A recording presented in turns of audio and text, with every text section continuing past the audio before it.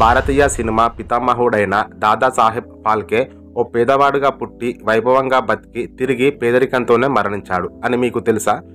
ముందుగా ఈ వీడియోకి లైక్ చేసి సబ్స్క్రైబ్ చేసుకోవడం మర్చిపోకండి. 1870 ఏప్రిల్ 30న మహారాష్ట్రలో ఈయన జన్మించాడు. 1910లో లైఫ్ ఆఫ్ క్రిస్ట్ అనే అమెరికన్ సినిమా చూసి 1913లో రాజా హరిశ్చంద్ర అనే మూకీ చిత్రాన్ని తీసి సంచలనం సృష్టించాడు. ఇది మొట్టమొదటి భారతీయ మూకీ చిత్రం.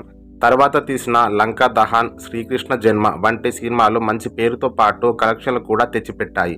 ఫాల్కేను అందలానికి ఎక్కించిన సినిమాలే అందపాతాళానికి పడేయడంతో మళ్ళీ పేదవాడయ్యాడు. 95 ఫీచర్ ఫిలింలు తీసిన ఈయన 1944 ఫిబ్రవరి 16న తుది శ్వాస విడిచారు. ఈయన జయంతి సందర్భంగా 1969 నుంచి భారత ప్రభుత్వం సినీ రంగం వారికి దాదాసాహెబ్ ఫాల్కే అవార్డు ఇవ్వడం ప్రారంభించింది.